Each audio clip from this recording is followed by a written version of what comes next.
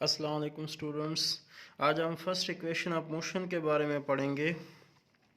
First equation of motion हमारे पास चार kinematic variable को आपस में मिलाता है, जिसमें पहले नंबर पे है final velocity VF, initial velocity VI और एक्सेलरेशन ए टाइम टी।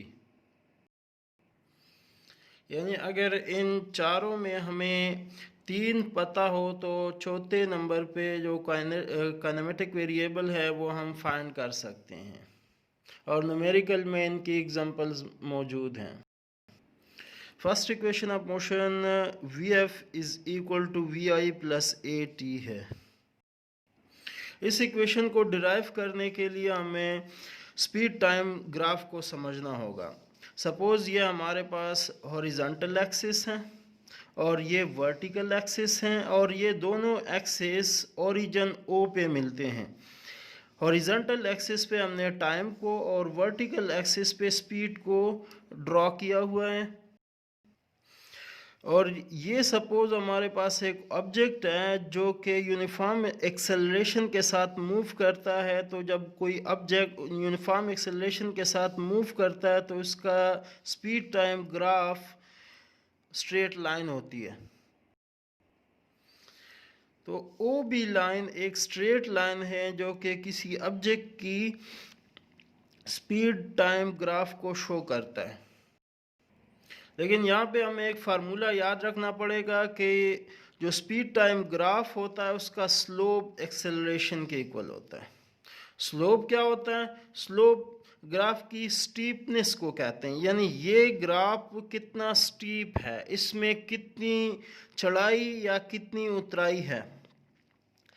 तो किसी भी ग्राफ की स्लोप को फाइंड करने के लिए उसका वर्टिकल डिस्टेंस हॉरिजॉन्टल डिस्टेंस पे डिवाइड करते हैं। यानी यहाँ पे अगर हमारे पास ओ बी लाइन है तो इसका स्लोप ये horizontal distance vertical distance divide by horizontal distance आएगा, और वर्टिकल डिस्टेंस बी सी है तो वर्टिकल डिस्टेंस को मैंने बी सी लिखा, और हॉरिजॉन्टल डिस्टेंस ओ सी है उसको मैंने ओ सी लिखा। और मैंने अभी आपको बताया कि स्पीड टाइम ग्राफ का स्लोप एक्सेलरेशन के इक्वल है, तो स्लोप को मैंने एक्सेलरेशन लिखा और B C divide by O C ऐसे ही एज इट इज़ आ गया।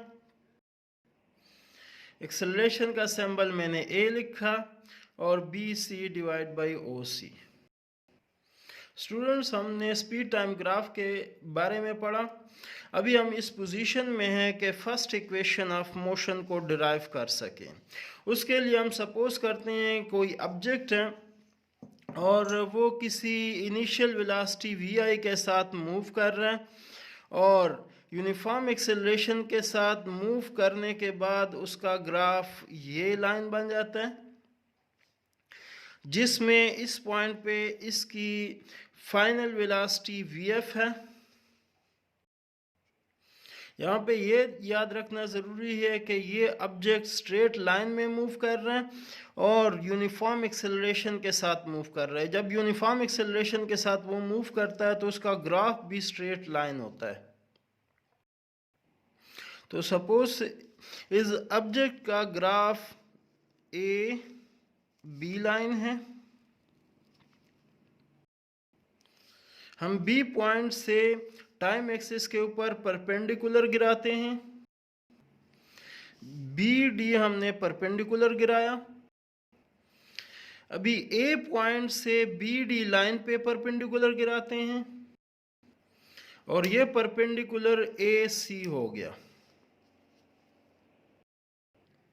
अभी हम ये जो ब्लैक लाइन ए बी है इसका स्लोप फाइंड करेंगे। तो स्लोप किसके इक्वल होता है कि vertical distance divide by horizontal distance. Sorry, vertical distance ये बी सी होगा और हॉरिजॉन्टल डिस्टेंस ए सी। तो B C divide by A C लिखा, लेकिन ये B C distance B D minus C D के इक्वल है।